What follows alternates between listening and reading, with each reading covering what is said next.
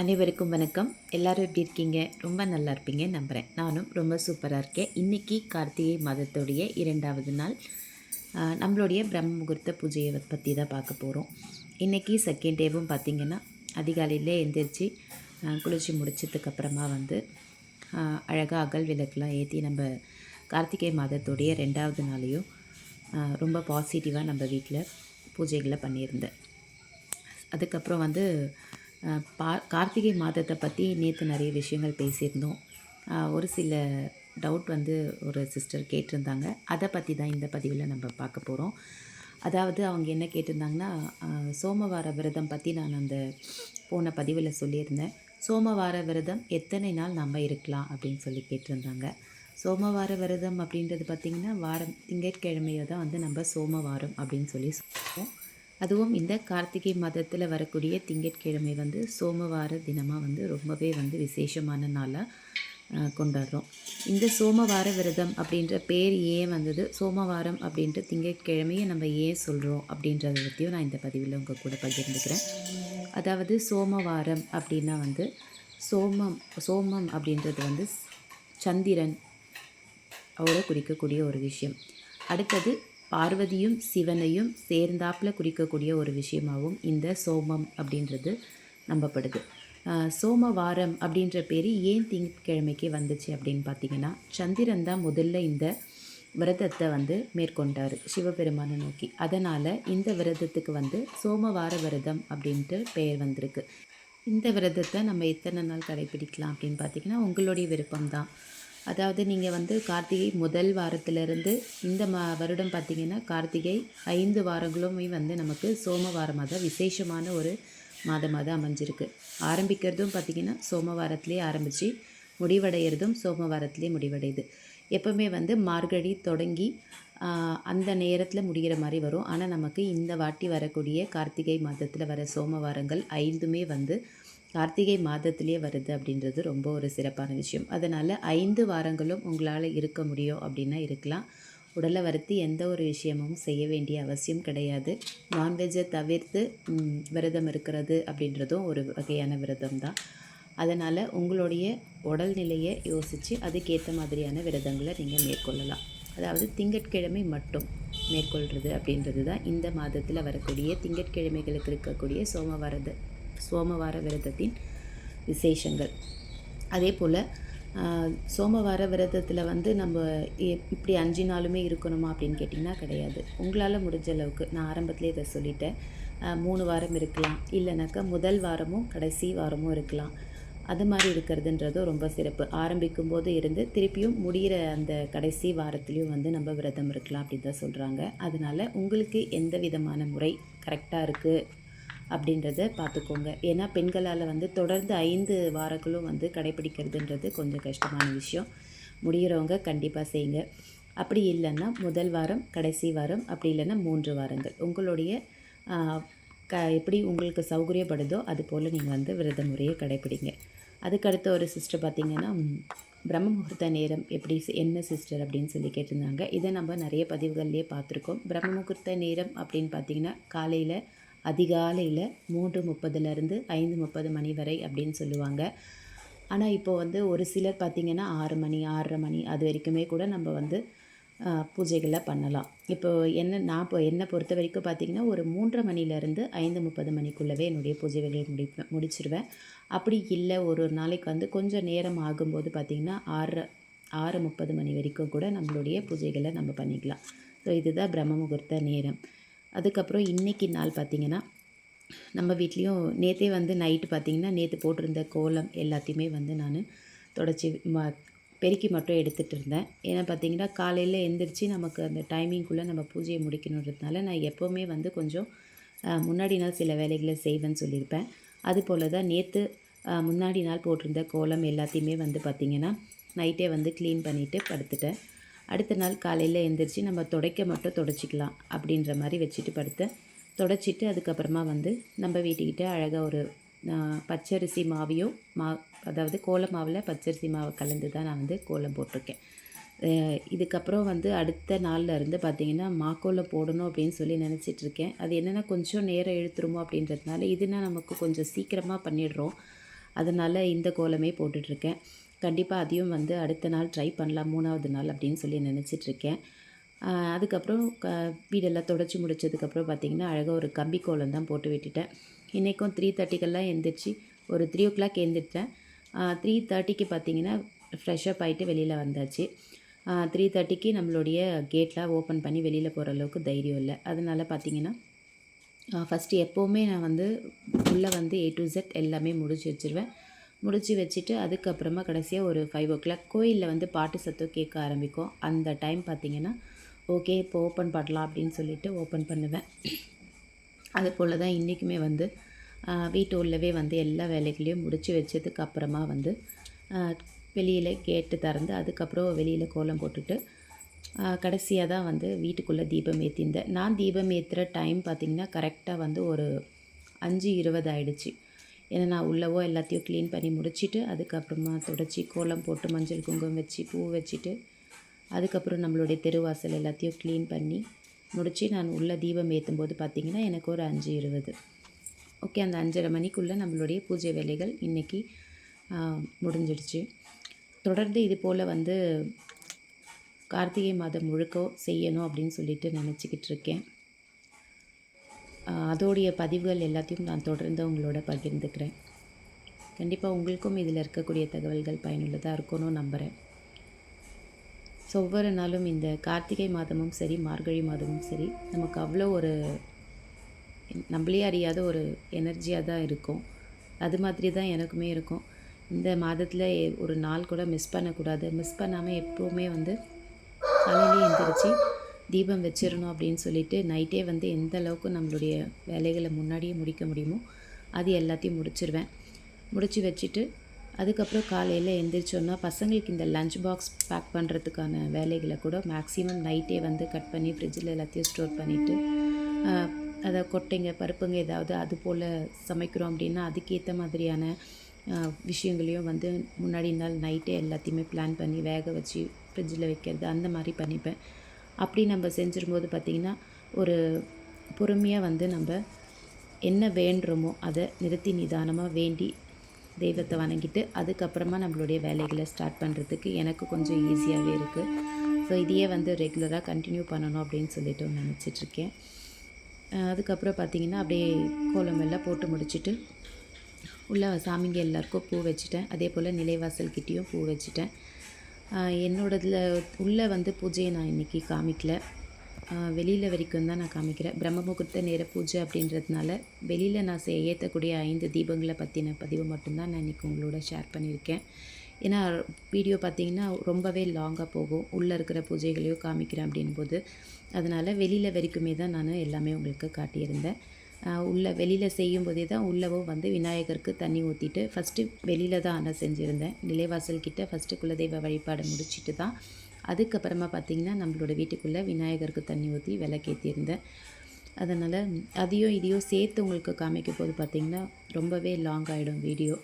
அவ்வளோ லாங்காக பார்க்குற அளவுக்கு கண்டிப்பாக உங்களுக்கு பொறுமை இருக்குமான்ற எனக்கு தெரியல. ஒரு போர் அடிக்க ஆரம்பிச்சிடும் இவ்வளோ பெருசாக இருக்கே அப்படின்ட்டு.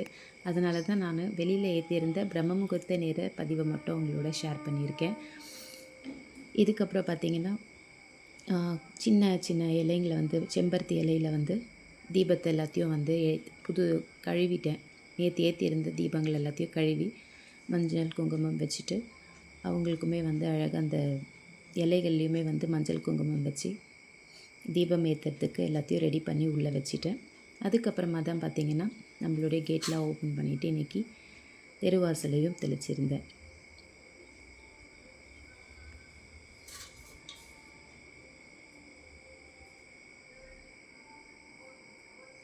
உங்களுக்கே வந்து வீடியோவில் சவுண்டு கேட்கும்னு நினைக்கிறேன். நம்ம கோயிலில் வந்து பாட்டு போட்டு கோயில் திறந்தாச்சு. ஸோ அதனால் வந்து இப்போ தைரியமாக வெளியில் போகலாம் அப்படின்னு சொல்லிவிட்டு இந்த வேலையை எல்லாத்தையும் உள்ளே முடித்து வச்சுட்டு அடுத்ததாக நான் வந்து வெளியில் தெருவாசல் எல்லாத்தையும் தெளித்து கோலம் போட்டுக்கிட்டேன்.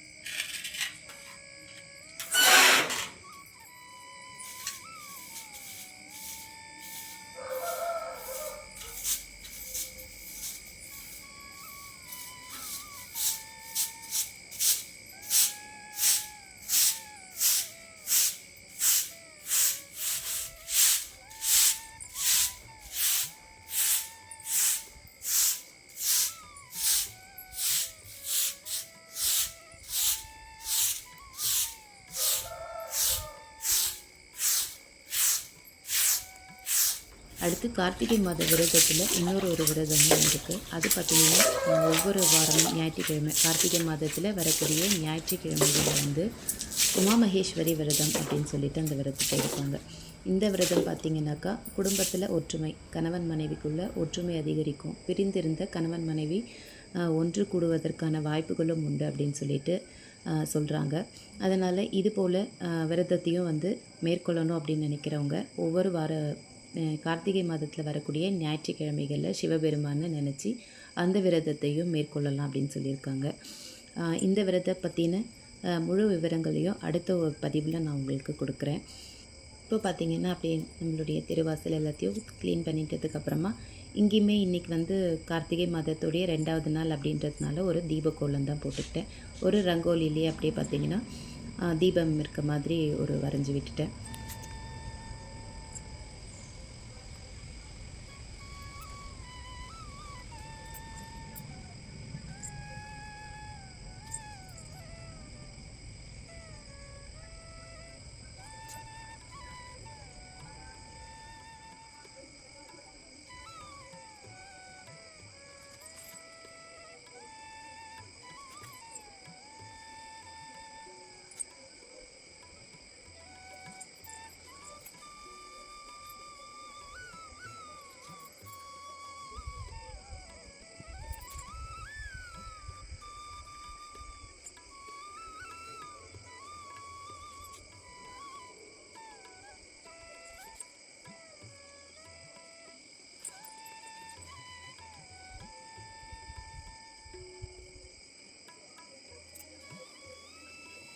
நான் எந்திரிச்சு வந்து நம்ம நிலைவாசல் திறக்கும்போது பார்த்திங்கன்னா நல்ல மழை தூறல் போட்டுகிட்டே தான் இருந்துச்சு.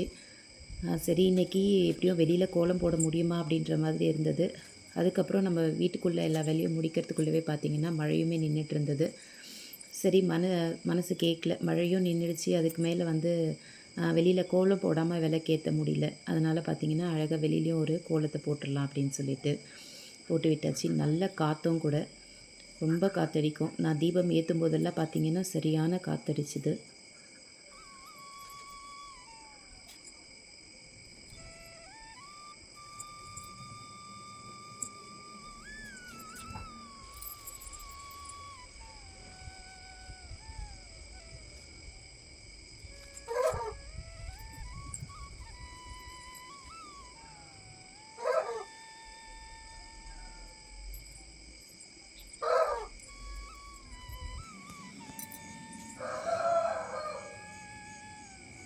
காற்றோடைய சத்தம் உங்களுக்கு வீடியோவில் நல்லாவே கேட்கும்னு நினைக்கிறேன். அந்த அளவுக்கு நல்ல காற்றும் அடிச்சுட்டு தான் இருந்துச்சு.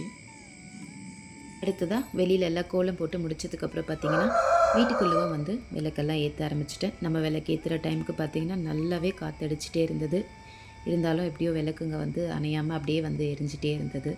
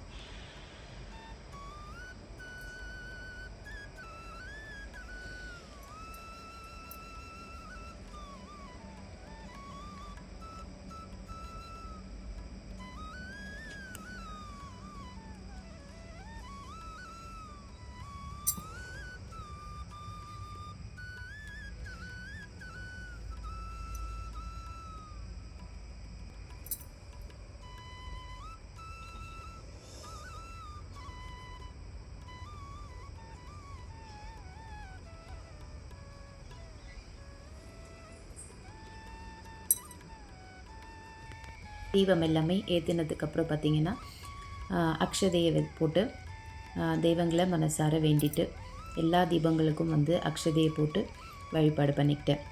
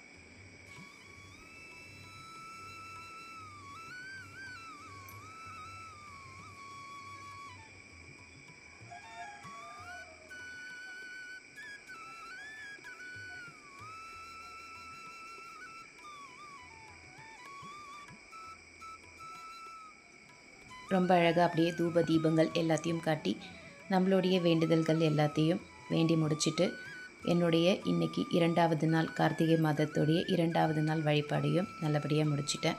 கண்டிப்பாக என்னோடய இந்த பதிவு உங்கள் எல்லாருக்கும் பிடிச்சிருக்கும் அப்படின்னு நம்புகிறேன். பிடிச்சிருந்ததுன்னா என்னோடய சேனலுக்கு ஒரு லைக் கொடுங்க, ஷேர் பண்ணுங்கள், சப்ஸ்கிரைப் பண்ணுங்கள்.